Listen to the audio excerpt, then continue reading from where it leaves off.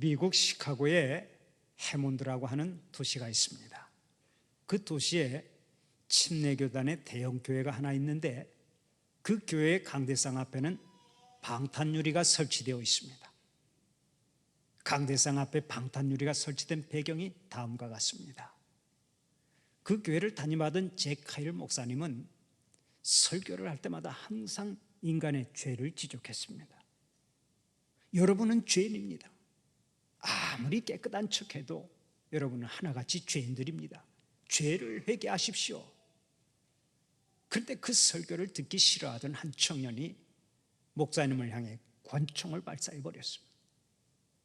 자꾸 죄인이라고 하니까 격분해서 총을 쏴버렸던 것입니다. 그러나 총알은 빗나갔고 목사님은 가까스로 살아날 수 있었습니다. 그 교인들이 목사님을 찾아가서 부탁했습니다. 목사님, 이제 죄에 대해서는 그만 말씀하십시오. 이러다가 큰일 나겠습니다. 그때 목사님은 단호하게 말했습니다. 내가 죽었으면 죽었지 절대 그럴 수 없습니다. 나는 오직 복음을 전하는 것이요. 고심하던 교회는 목사님을 보호하기 위해서 어쩔 수 없이 강대상 앞에 방탄유리를 설치해 드렸습니다. 그러나 그렇게 방탄유리를 설치한 후에도 또다시 권총 저격을 당한 일이 있었습니다.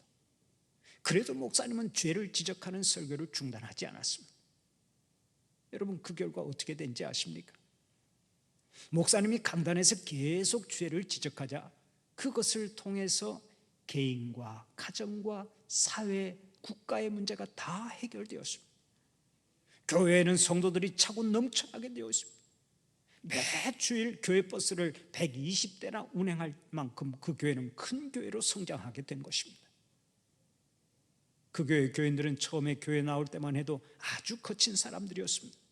그러나 죄를 죄라고 가르치고 죄의 문제를 해결하는 비결을 가르쳐주자 그들은 구원받고 변화되고 새 능력을 덧입고 주님을 위해서 헌신하기 시작했습니다.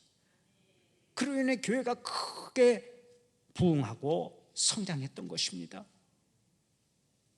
현대인들은 죄를 책망하는 것을 아주 싫어합니다. 죄를 지적하면 가슴을 치며 회개하는 것이 아니라 그 말을 듣는 것 자체를 싫어합니다. 오직 축복의 말씀과 평안의 말씀만 들으려고 합니다. 자기가 죄인이라고 하는 사실을 인정하지 않으려고 하기 때문입니다. 미국의 유명한 설교자 가운데 노만 빈센트 필 목사님이 있습니다. 그 목사님은 적극적인 사고방식이라고 하는 제목의 책을 써서 유명한 분이죠. 그 목사님을 가리켜 100만인의 설교자라고 부를 만큼 그 목사님의 설교는 인기가 있었고 그 목사님이 쓴 책은 베스트셀러가 되어 많은 사람들이 그분의 책을 읽었습니다. 그런데 그 목사님의 특징 가운데 하나가 설교할 때 죄라고 하는 말을 거의 사용하지 않는다는 것이었습니다. 사람들이 죄라는 말을 싫어하니까 설교를 하거나 책을 쓸 때 죄라고 하는 말을 거의 사용하지 않았습니다. 그래서 사람들이 그 목사님의 설교를 좋아했습니다마는 어떤 면에서는 그것이 치명적인 약점이 될 수 있는 것이죠. 인간의 죄를 지적하지 않고 그냥 넘어가는 것은 마치 의사가 암 환자를 진찰하면서 당신은 아주 건강합니다, 장수할 것입니다 하고 말하는 것과 같습니다. 여러분, 의사가 환자에게 당신의 병은 암병입니다 하고 말하지 않으면 그 병을 어떻게 고칠 수가 있겠습니까? 마음이 아프지만 암에 걸렸다고 알려주어야 암병을 치료할 수 있는 것입니다. 마찬가지입니다. 우리가 죄인이라고 하는 사실을 알려주어야 거기서부터 구원의 길이 열리는데 목회자가 사람들에게 죄인인 것을 깨우쳐주지 않으면 그것은 직무유기가 되는 것입니다. 그러므로 목회자가 당신은 죄인입니다, 죄인인 것을 인정하십시오 하고 설교할 때 절대로 기분 나빠하거나 분노하지 마십시오. 다행히 우리 교인들 가운데는 제가 죄에 대해서 설교한다고 하여 권총을 쏠 분은 한 분도 없다고 믿기에 오늘도 저는 편안하게 담대하게 말씀을 전하겠습니다. 제 말이 맞죠? 총 들고 오실 분은 안 계시죠? 여러분, 제가 질문 하나 하겠습니다. 여러분은 죄인입니까? 의인입니까? 예, 두 가지 답이 다 나왔습니다. 우리는 죄인이면서 동시에 의인입니다.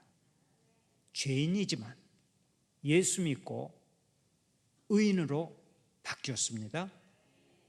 우리는 죄인이면서 동시에 의인입니다. 그래서 종교개혁자 마르틴 루터는 이렇게 말했습니다.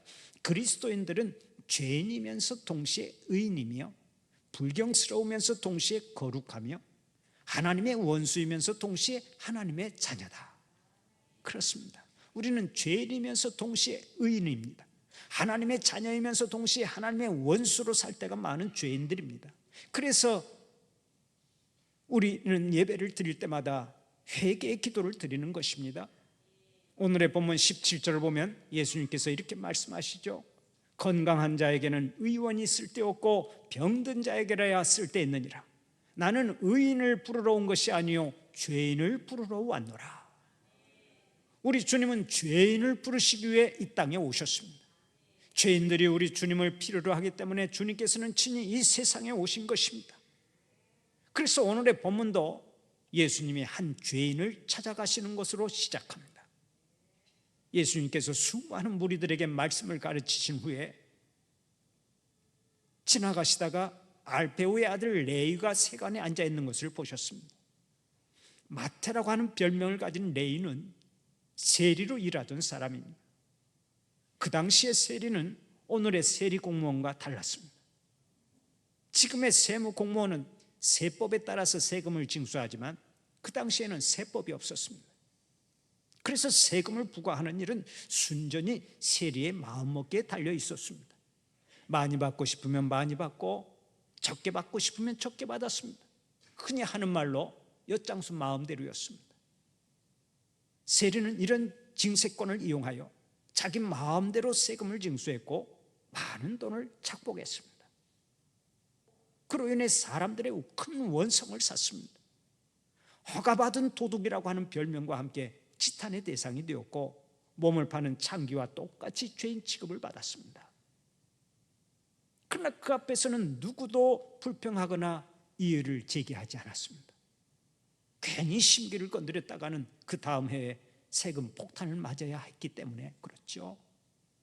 어쨌든 레위는 그런 상황에서도 친구가 많았고 돈도 풍족했습니다. 부러울 것이 없는 듯 보였습니다.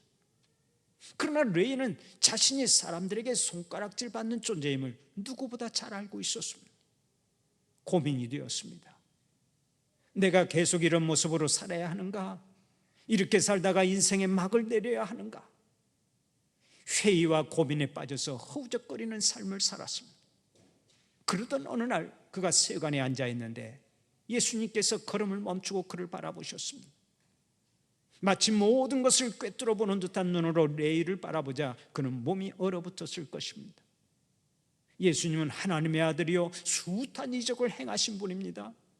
조금 전에도 나병 환자를 고치시고 중풍병자를 말씀 한마디로 고쳐주신 분입니다. 그런데 그분이 자신에게 다가와 부드럽고 따스한 음성으로 말씀하셨습니다. 레위야, 나를 따르라.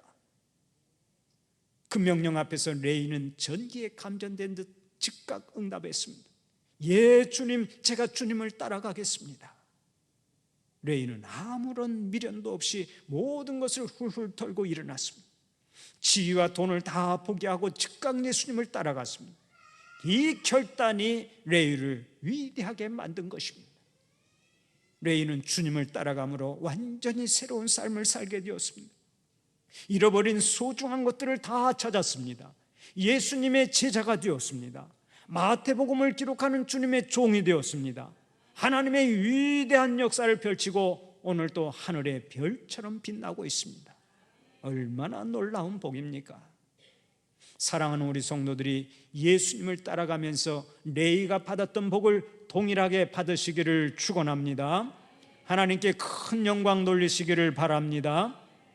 그러면 예수님을 따라갈 때 우리가 어떤 복을 누리게 됩니까?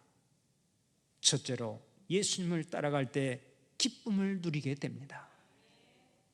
레위는 지위가 있고 돈이 있었지만 마음은 편치 못했습니다. 늘 답답했습니다. 응어리가 있었습니다. 한이 있었고 콤플렉스가 있었습니다. 도대체 기쁨이 없었습니다. 그런데 예수님을 따라가면서부터 응어리가 다 풀렸습니다. 가슴이 시원해졌습니다. 기쁨이 솟구쳤습니다. 왜 그런 줄 아십니까? 예수님이 기쁨의 원천이요, 예수님의 말씀 그 자체가 기쁨이기 때문에 그렇습니다. 요한복음 15장 11절을 보면 주님께서 이렇게 말씀하십니다. 내가 이것을 너희에게 이름은 내 기쁨이 너희 안에 있어 너희 기쁨을 충만하게 하려 함이라. 또 요한복음 16장 22절에서는 이렇게 말씀하십니다. 지금은 너희가 근심하나 내가 다시 너희를 보리니 너희 마음이 기쁠 것이요 너희 기쁨을 빼앗을 자가 없으리라. 예수님을 따라가며 예수님의 말씀을 들으면 주님은 이렇게 기쁨을 선물로 주시는 것입니다. 그러므로 주님 모시고서 늘 주님의 음성을 듣고 사는 자가 가장 복 있는 사람인 줄 믿으시기를 바랍니다. 마귀의 말을 들으면 걱정이 생깁니다. 마귀의 말을 들으면 두려움이 생깁니다. 자꾸 짜증이 납니다. 갈등이 일어납니다. 때려 부수고 싶습니다. 죄를 짓게 됩니다. 탄식합니다. 그러나 예수님의 음성을 들으면 그때부터 즐겁습니다. 기쁨이 솟구칩니다. 늘 행복합니다. 감사가 넘쳐납니다. 찬송이 흘러나옵니다.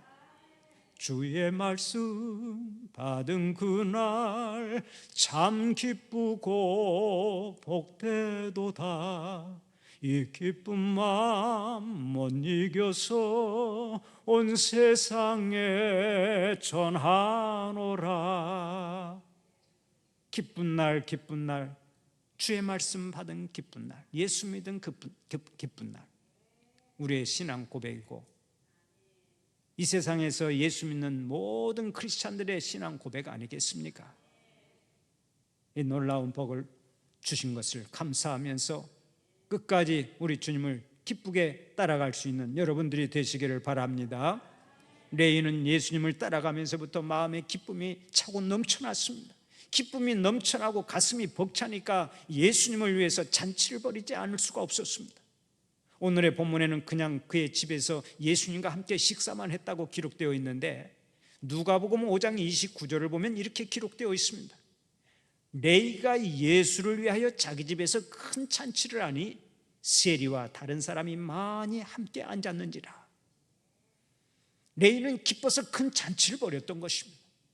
레이는 예수님을 만난 후 그때까지 한 번도 경험하지 못한 기쁨을 얻게 되었습니다. 그 기쁨을 주체할 수가 없었습니다. 그래서 예수님을 위해 큰 잔치를 벌이고 사람들을 많이 초청했던 것입니다. 바로 이것입니다. 예수님의 부르심에 응답하고 예수님을 따르는 순간부터 우리에게는 놀라운 잔치 인생이 시작되는 거예요. 세상에서 누릴 수 없는 기쁨을 누리게 되고 세상에서 누릴 수 없는 잔치 인생을 살게 되는 것입니다. 우리가 기쁨을 얻기 위해서 세상 쾌락을 추구하고 세상에 좋다고 하는 것을 움켜쥐며 바둥거릴 때는 오히려 허무와 슬픔만 남습니다. 그러나 세상에 좋다고 하는 것들을 다 버리고 예수님을 따라갈 때는 내가 버린 것과는 비교할 수 없는 기쁨을 얻는 거예요. 예수님은 우리에게 세상이 알 수도 없고 세상이 줄 수도 없는 기쁨을 주셨습니다.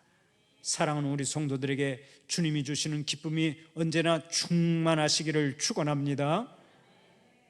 예수 믿는 사람들에게는 항상 삼뽀가 있어야 된다고 제가 말씀드렸죠.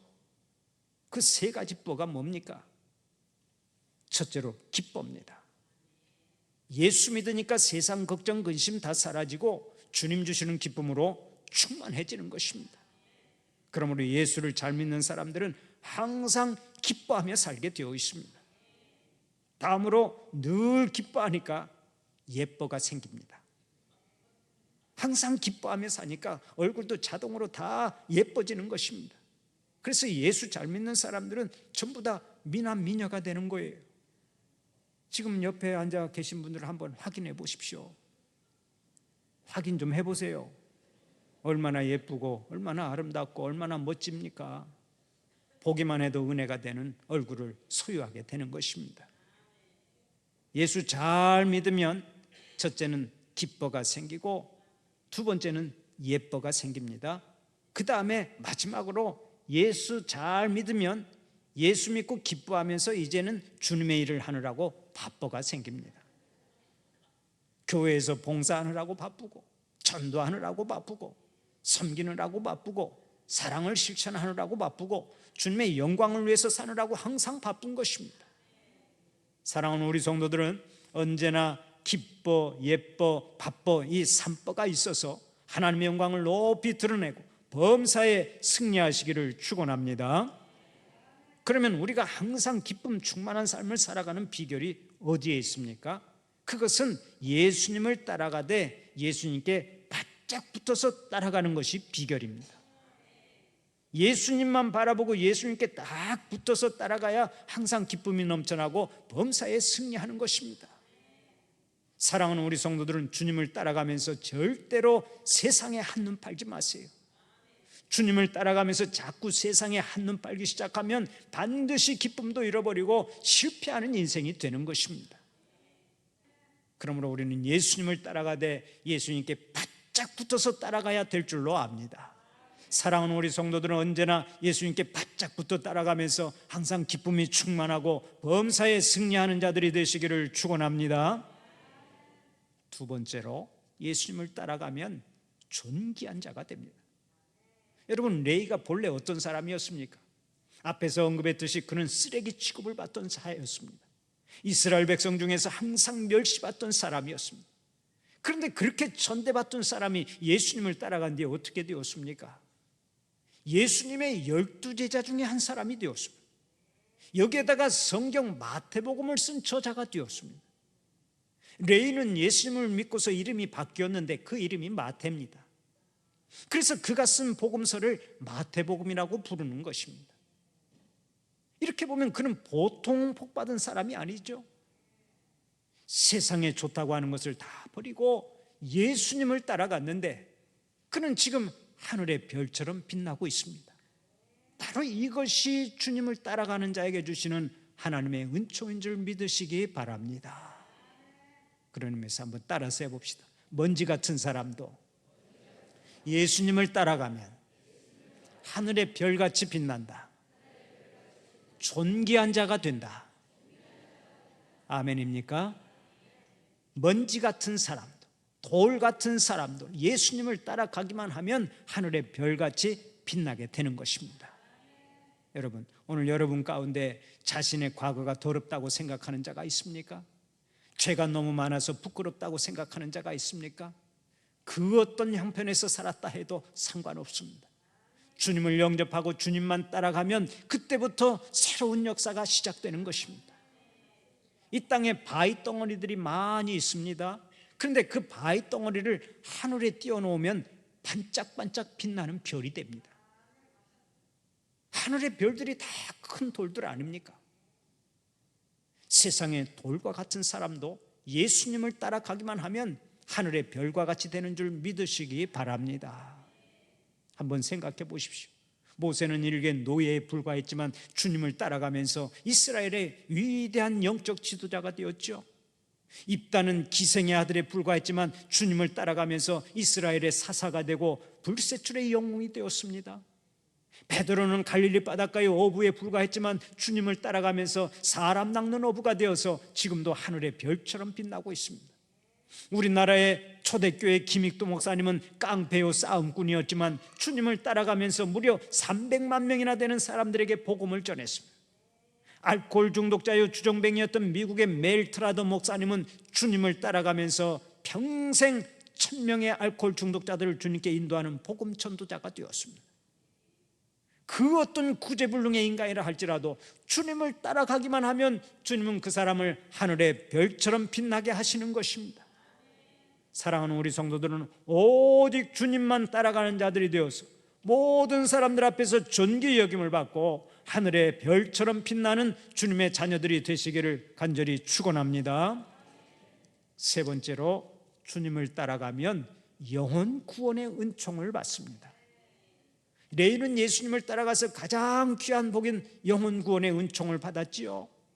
만약 예수님께서 나를 따르라 하고 말씀하실 때 레위가 나는 싫습니다, 저는 지금 할 일이 많습니다, 저는 따라가지 못합니다 하고 거역했다면 어떻게 되었겠습니까? 그는 기쁨도 얻지 못하고 존귀한 자가 되지 못했을 것입니다. 또 죽어서 심판을 받는 불행한 사람이 되었을 것입니다. 그러나 그는 예수님을 따라갔기 때문에 하늘의 기쁨을 얻고 존귀한 자가 되고 영원히 하늘나라에서 사는 복을 얻었습니다. 그러므로 우리는 잘 생각하고 살아야 합니다. 이 세상에 눈에 보이는 것들이 전부가 아닌 것입니다. 이 세상은 잠깐이고 천국만이 영원한 것인 줄 믿으시기를 바랍니다. 그러면 우리가 천국을 어떻게 갑니까? 예수님을 믿고 예수님을 끝까지 잘 따라가야 합니다. 다른 길이 없습니다. 오직 예수님을 통해서만 가능합니다. 그래서 예수님은 요한복음 14장 6절을 통해 오늘 또 이렇게 말씀하십니다. 내가 곧 길이요 진리요 생명이니 나로 말미암지 않고는 아버지께로 올 자가 없느니라. 사도행전 4장 12절에서도 이렇게 말씀하죠. 다른 이로서는 구원을 받을 수 없나니 천하 사람 중에 구원을 받을 만한 다른 이름을 우리에게 주신 일이 없음이라. 예수님을 믿어야 구원을 받습니다. 여기서 서울 가는 길은 많이 있죠. 고속도로도 있고 하늘길도 있고 기찻길도 있고 국도도 있지만은 천국에 가는 길은 오직 하나입니다. 예수님만이 유일한 길이요 예수님만이 유일한 통로인 것입니다. 레이는 구세주 되시는 예수님을 따라가서 영생을 얻었습니다. 얼마나 복된 사람입니까? 우리들 역시 마찬가지입니다. 예수님을 만나 영원히 살게 되었습니다. 우리는 지금 이 땅에서 두 발 붙이고 살고 있지만은 이미 천국 백성이 되어 살고 있는 것입니다. 그런데 우리가 명심해야 할 것이 있습니다. 그것이 바로 예수님을 따라가되 끝까지 잘 따라가야 하는 것입니다. 가룟 유다처럼 변절해서는 안 됩니다. 이미 받은 영혼 구원의 복을 귀하게 여기고 끝까지 신앙의 경주를 잘하는 여러분들이 되시기를 바랍니다. 그리고 더 나아가서 아직도 주님을 따르지 못하는 사람들을 주님 앞으로 인도하는 자들이 되어야 합니다. 세상에 썩어질 것을 따라가다가 영원히 멸망할 자들을 불쌍히 여기고 찾아가야 합니다. 가서 전도해야 합니다. 우리 모두에게는 이 전도의 사명이 있는 것입니다. 레이처럼 한평생 주님만을 따라가서 범사의 기쁨이 충만하고 존귀한 자로 인정받을 뿐만 아니라 구원받은 주님의 제자로서 수많은 영혼들을 우리 주님께 인도하는 자들이 되시기를 간절히 축원합니다.